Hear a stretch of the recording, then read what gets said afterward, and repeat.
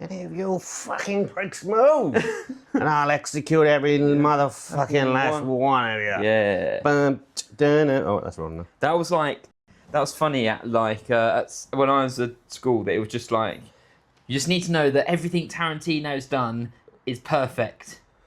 It's cool. That's what you need to accept. Nearly, yeah. As a universal truth. Yeah. Of the world. That's one of the starting points for if you want to hang out with us, you have to watch all of the Tarantino movies and accept that he's a genius. And did you? Yeah, of course I did.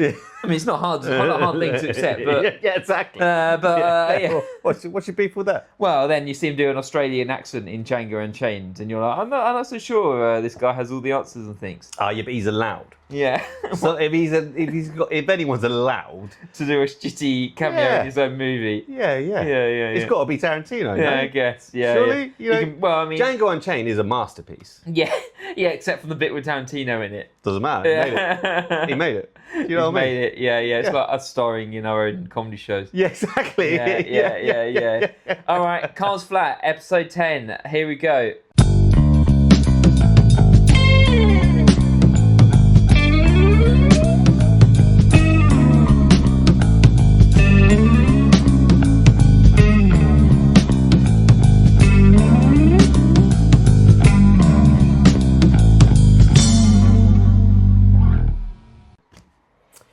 Companion piece to the culture war. A companion podcast to the culture war. Is there much going on in the culture war this week? Are you going to give Donald Trump his flowers? His flowers? His flowers. For what? For bringing peace to the Middle East. Bringing peace to the Middle East. Yeah. No. Why not? I think he probably caused a lot of the destruction in the first place. How did he do that? If you like, well, by... What did he do? We're going to have an Israel-Palestine thing. Kicking off hot episode number 10. He's not exactly reigned in Israel, has he? No. So it's not exactly like he's brought peace. It's like if I gave you a bunch of weapons to kill people, and then was like, all right, enough now. I'm not a hero, am I? Yeah. He stopped it. Well, because he's not giving the weapons that he gave them in the first place. There's no pleasing you people. It's stopped now.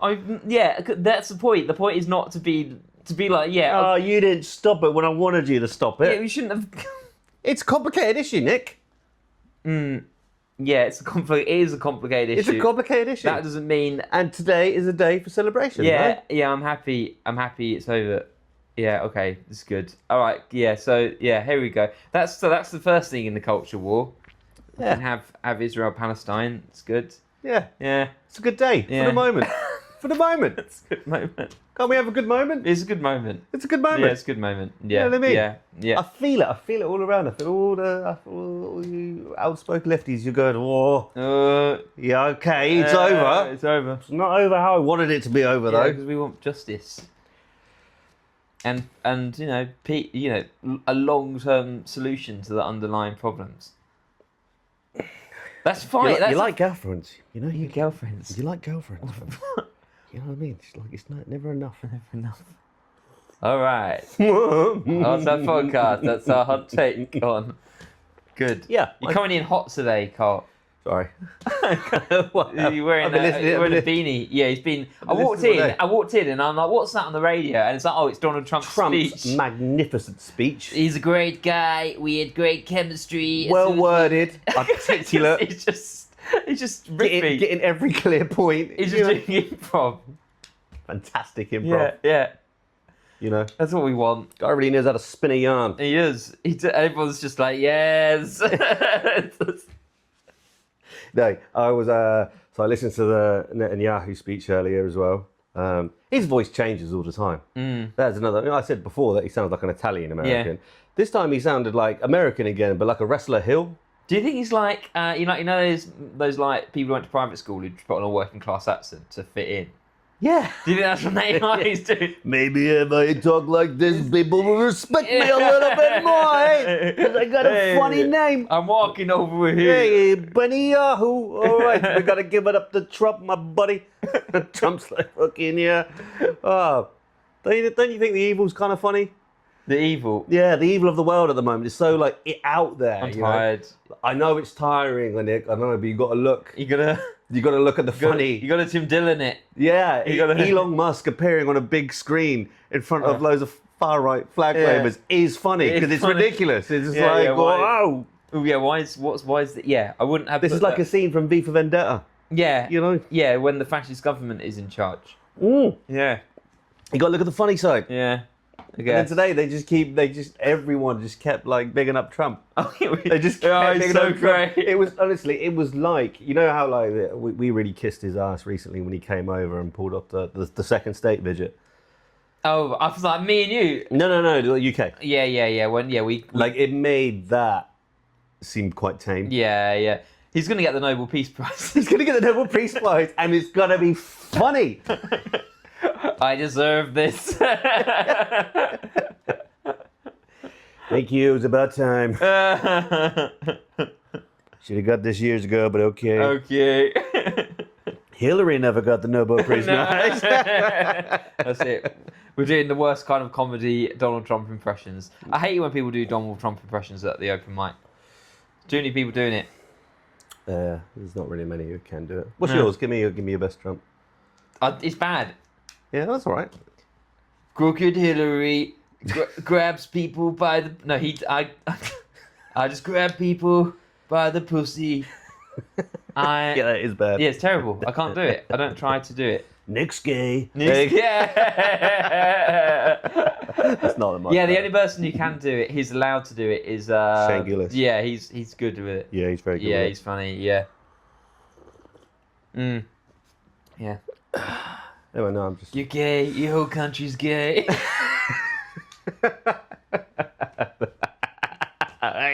Hey, come Some on. more fire. Some more. How many bridges? Come on. Yeah. All right. So, no, what's going on? Yeah, it's have a bit of fun. Yeah. I don't know. I don't think much else is going on really. No, that is the main news.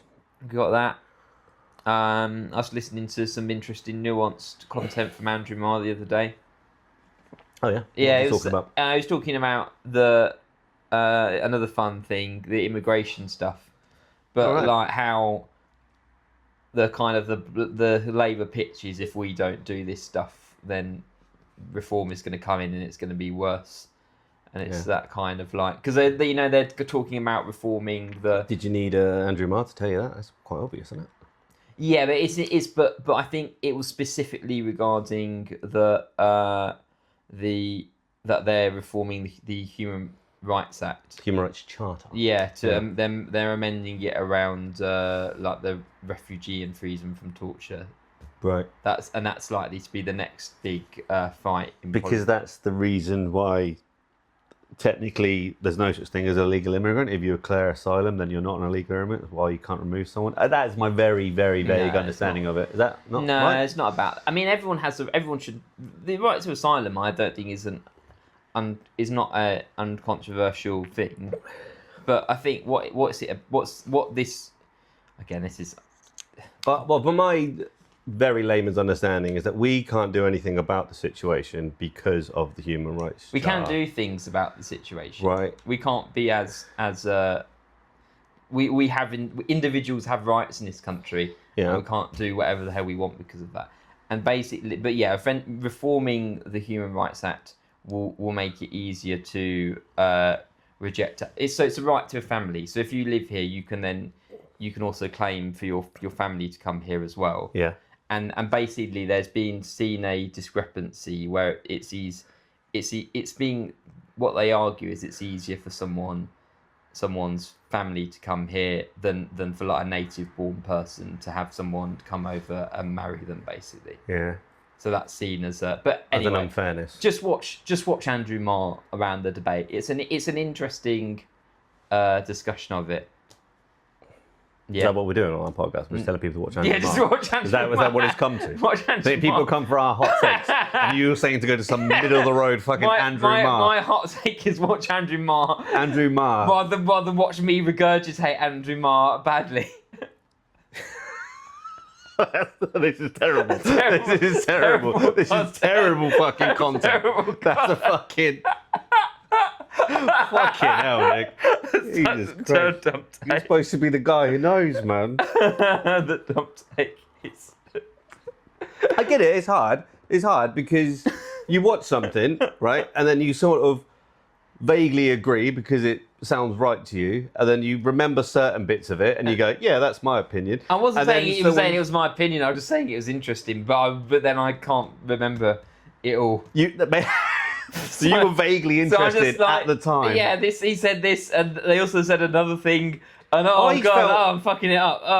I felt like what you just did there is I asked you something about the Human Rights Charter, and you basically just went, "Please refer to Andrew Marr." That's not a good answer. Basically, the Human Rights Charter makes it harder for government to kick him out. Yeah, that's basic. Yeah. That was a concerning tone of voice that you said that. That's. What are you gonna do? Oh, I'm on one today. I'm gonna moan a bit. Yeah, okay, fair it's enough. right wing cold today. What's going on? You listen to Trump for 20 minutes, and all of a sudden, it got me pumped. Yeah, it got me pumped. It got me pumped, man. I don't know where I. He's ended a war he created, and now you're like, yes. Yeah. I was listening to Zach earlier, Mr. Polanski, our favourite, our new recurring actor. He did well. That's my mood at the moment, man. He did well on Question Time. Tax him. Kick him out. Tax him. Kick him out. If there's an extreme opinion, I got it. I got it. I just listened. Fuck Andrew Marr. If the last person that said something that sounds good to you, that's my opinion now. I like a good talker, Nick. I like a good talker. Give me a charismatic speaker on the internet. Yeah. Yes. Yeah, I like them. Good. All these middle of the road people not doing nothing. No. Some of these reasonable people. Considered nuanced thoughts. No time for this. Get me the hypnosis guy. Give me the hypnosis guy. I tell you what, the Greens Party are making Corbyn's stick. Absolutely embarrassing. Oh my god, they're just beating. They're nothing, are they? They had it all lined up because Corbyn and Zara is a great combination, and then this email. Oh yeah, fantastic combination. Well, I mean, on paper it's good. You've got like the new voice of the left and the old guy. Master and the Apprentice. And she's good on the internet, and she's like good at doing hot takes and doesn't take shit from things. And then Corbyn's a bit more gentle. And then this email thing is just none of it is believable anymore. Yeah. Do you know what I mean? You look at it, you're like, I would really wanted to get behind it, and now I look at this email thing, and I just like it's just embarrassing waffle, isn't it? Now they're putting good videos up, but I'm just like so what? You're gonna fuck it up, Matt. Like you know what I mean? Like I see, Corbyn posted something earlier. He posted a link to an article that he wrote in The Guardian, and then obviously I didn't click the link to read that. I'm not going to read that, but I looked at the comments, and everyone was just vote green, vote green. Yeah. It's just like the Greens have got their shit together. Yeah. You know what I mean? They just don't look like they've got their shit together. Yeah. Yeah. So I think it's I don't know. This is classical left wing like neurosis. Like which far left party that has no chance of getting in power am I going to vote for? Yeah, like it matters. Well, Greens, apart from 2019, I've only ever voted Green, and they've always just been my protest That's vote. So funny. Oh, it's true. Yeah. That's not that you're not even that right wing anyway, so it's not that funny. No. But it is like some people consider you to be like. Well, they're fucking idiots. Yeah, they are right wing. They are morons. They're morons. Of course, I'm not right wing. Yeah. You know what I mean? And also, There's a crackhead downstairs. They don't judge other people for being right wing. It's absolute nonsense. Well, you're just preaching. I'm not an ideologue. Do you know what I mean? Yeah. It's all that's it's silly. It's ideology. This book written in 1870 defines me now. It's good shit. Tomfoolery. No, it's good shit. What's good shit? The ideology. No. You've got to read the old books, man. And it's a massive problem that I have with left wing people. Apart from you, you're my favourite. Yeah. I like you. You're a good guy. He touched me on the hand there. See? We're all about toxic. No, not toxic. What's it? Healthy. I'll fuck him. Healthy. Yeah, that's how non-toxic our relationship is. We have casual sex. We got cameras here. There's no OnlyFans now. Could you imagine the type of perverted fuck who would want to watch us fuck? Because they're out there. They're out there with the books in the background. They're out With there. Lenin and The sad Constantine. thing is, there's more of an audience for that than there is For this?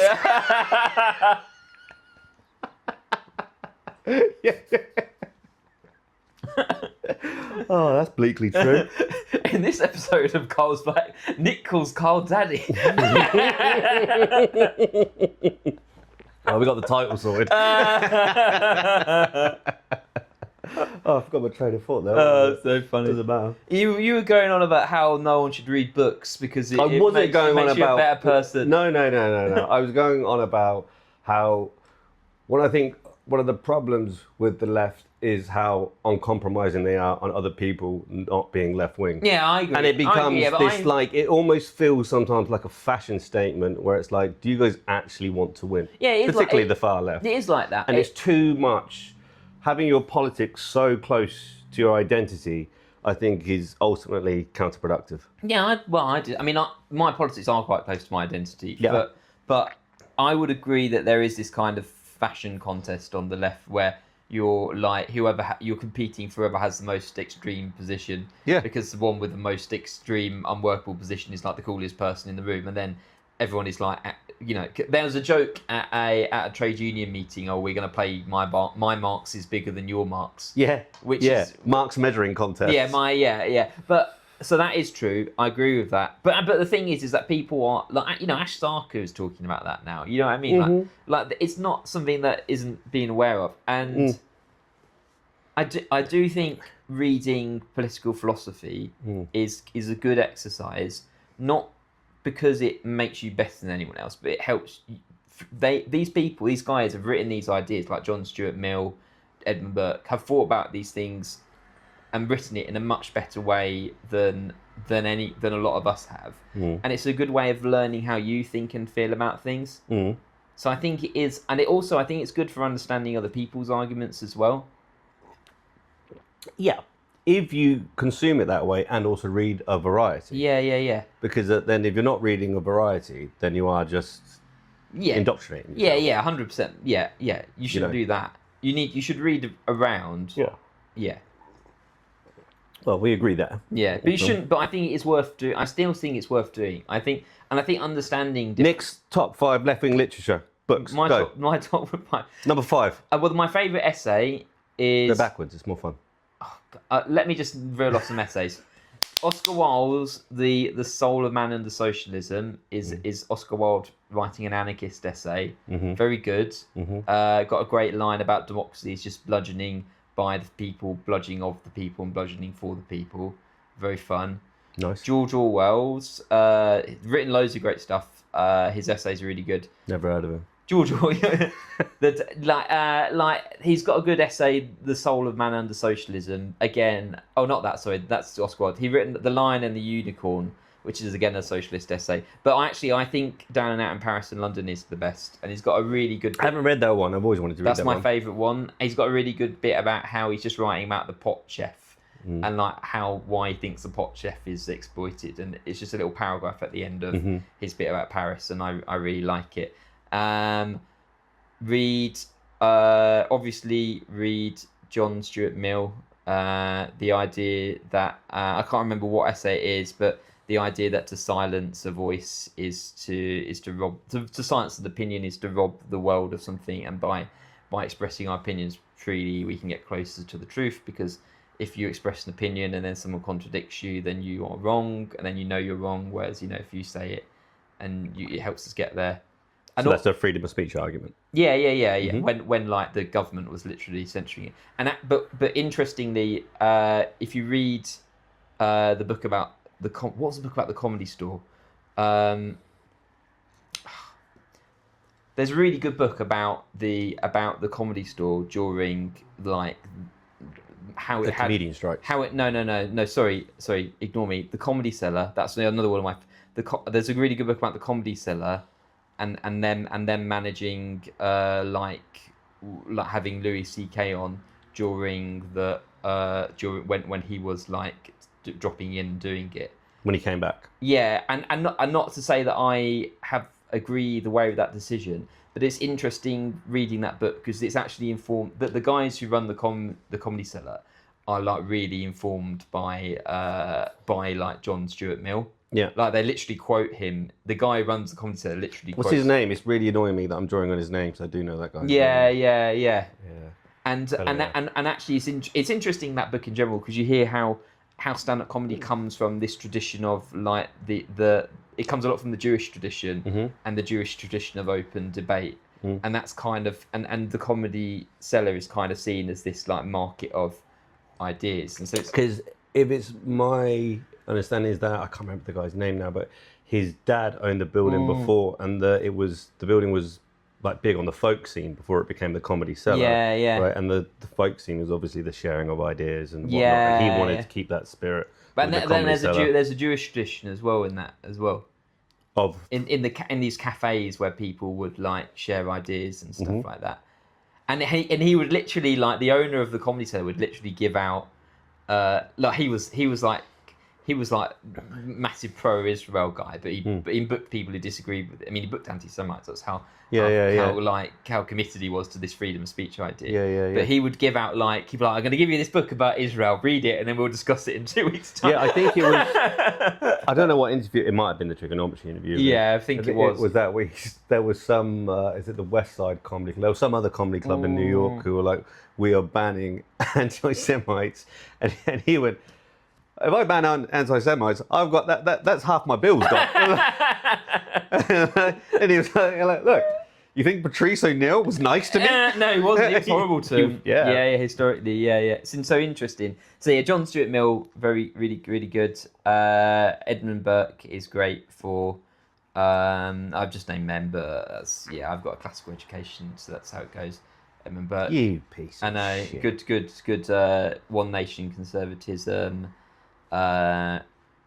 Read anarchist essays and read the Communist Manifesto. There you go. That's my 3 out of 4 are left-wing essays, but it's fine. That's who I am. Cool. I hope you all stuck with us during that bit. That's not going to be in a reel, is it? No. Nick talks about his favourite thing. Yeah. Political theory. Oh. Let's get on to the meaty subject. All that other stuff, small talk. Yeah, about we've been seeing all these All right, workers. if you run a bar or a fast food restaurant or a tap room or anything where you're paying your staff minimum wage. The coffee shop. Please stop getting them to do reels to advertise your business. Stop making them be quirky. Yeah, stop making people on £13 an hour be whimsical. Whoa! Welcome to a day in the life. Your day in the life, it's shit. It's a shit day in the life. We all know it's shit. I've done those jobs. Yeah. Many of them, and if someone told me now, I think when I was working in those places, thankfully reels and things weren't a thing. I'd fucking lose my head, man. I'd lose my head. It's like out of Office Space, where they're like, "Oh, you're only wearing your 14 pieces of flair." I've never seen Office Space. Oh yeah, that's great. Okay, well, it's great, but. Yeah, it is. The deal with those jobs is this job is shit. We know it's shit. You know it's shit. We're gonna underpay you, and you're gonna not do any work. You're gonna do the bare minimum. Yeah. And it's a fine deal. Yeah. It's like then you're gonna go and do whatever the hell you want in your free time and forget this place exists. Yeah, I think that's the important issue of today, really, because it's upsetting me. It is. You see, it's upsetting. It's coming on your feed. It's on my feed all the time, and I'm seeing people with sadness in their eyes, but they have smile on the face. With a smile on the face, but with something's missing, man. Like content's not that important, man. For your crappy coffee shop, It's humiliating. Yeah. Stop it. Stop it. Stop exploiting the working class more. Yeah, exactly. Yeah, it's sure. It's like this extra thing. So, it's not busy right now. Can you guys? Let's do a dance for TikTok. No, I'm not doing it. I've got some mopping to do or something. I know, I'm going to do a dance. You can't now. You go home and you don't have the energy to make your own dance for your own presence because you've used that energy on the.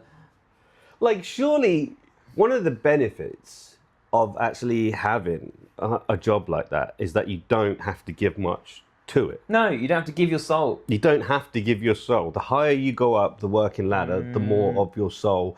That's why a crap job is not just, I think, defined by how much money you make. It's by how much of yourself you have to give. And the more serious you have to take your job, the more you have to give. Yeah. But if you're, if you're mostly mopping the floor, making the coffees or whatever, you ain't got to give a lot. So you can go home and you can give that to something else. Yeah, and also your day's done. Now your day isn't done because there's a digital version of you on the internet. And you're scrolling, seeing yourself dancing for no money. Yeah. Terrible. Stop it. It's bullshit, man. I'm not having it. This is bullshit. Yeah. I will vote. Did you ever watch that? I will vote. Teller. No, what's that? Oh, Penn and Teller. Yeah. They did a show where it was just like they would say they're the magicians, right? But they did a show where they did a libertarian take on something, and they were like, "That's bullshit." Because they were weirdly political, weren't they? He was like right-wing libertarian. Right. But they would be like, "Global warming is bullshit." Which aged very well. Yeah. Libertarians, that's an interesting one, isn't it? There's not really that much of a space for it in the UK, but yeah, it's like we're so edgy. We want the rich to have more money. Well, the idea, some of the ideas of like that very basic idea of leave me alone, or the American argument is that we want legalized drugs and legalized guns, just whatever in your I sort of can get behind that very basic idea. I want to do what I want. But it does rely on people not being selfish pricks. You need a country that is, when your country is like tiny, to be like, leave me alone. Well, we're all squished on top of each other. Yeah. It's fine being like, leave me alone if you live in the desert. I was thinking, but I was on about the other day, wasn't I? Like, I don't really know where I stand politically, which is basically what this podcast has become about now. It's just Carl figures out. Carl working it out. Figuring out his opinions on things. You already know yours. You got fucking old textbook over here. Yeah, it's an old textbook. The reader. I got nine. The Bill Hicks bit. Well, looks like we got ourselves a reader. Yeah, he got £9,000 in debt to figure out where he stands on things. Yeah. Yeah, good for you. Good, well done, boy. Yeah. You done well, buddy. Now you can go and still here with me, pal. Really well articulate that chip on your shoulder.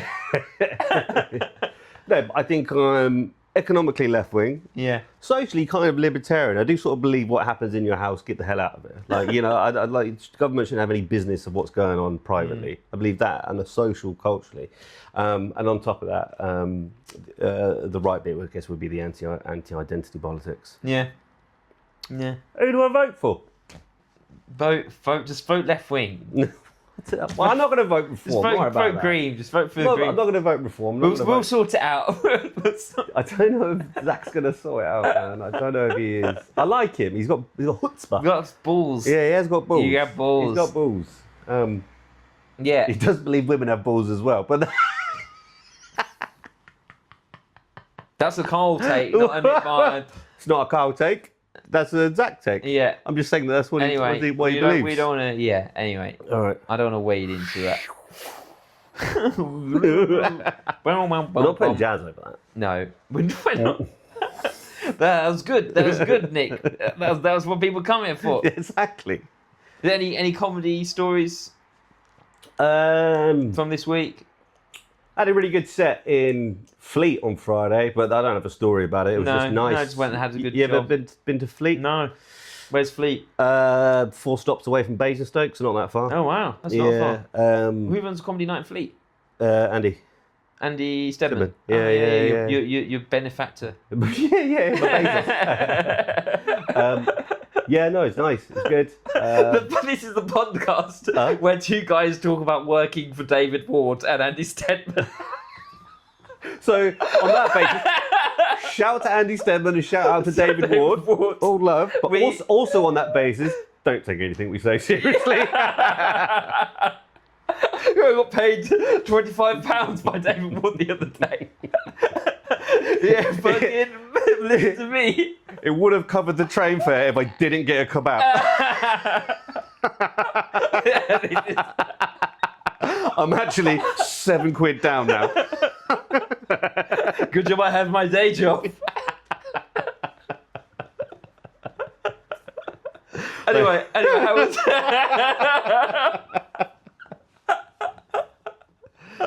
You know what? It was nice to not gig in London or Oxford actually, and It's just good. to What are the sort people of of Fleet like? quite posh, Really? but in a sort of bit more of a low key kind of way. It's very nice, Fleet. It's one of those like on the way to the venue, I walk past like 2 care homes and then a cemetery. Like, so it's not a lively place, you know. And I was thinking, when building a care home next to a cemetery, It's insensitive, isn't it? efficient, isn't it? Well, I think it's insensitive. Insensitive, yeah. Do care home yeah. residents need extra reminded of their mortality? Well, yeah, I guess. I'm going to be there soon. I thought that was a bit. That was a bit. You on didn't the like nose. that? It was notable. No. But apart from that, no, the people of Fleet were lovely. They're sort of old and nice, and you're one of those ones where you think, they're not going to like me, And they did. and they were open-minded. they're on board very quickly. Yeah, that thing that you should never really you can't judge an audience. You know? And every time you do, they will. Your surprise you. attitude as well is different. It has to be your attitude to the audience gets reflected back at you as well. True. Oh, What's that? For some reason, I've got an alarm at 6 o'clock. I don't know why. There you go. Well, that alarm went off at exactly 30 minutes though into the podcast. Any Well- other hot takes? I mean, I could just moan about comedians I've met on the circuit this week.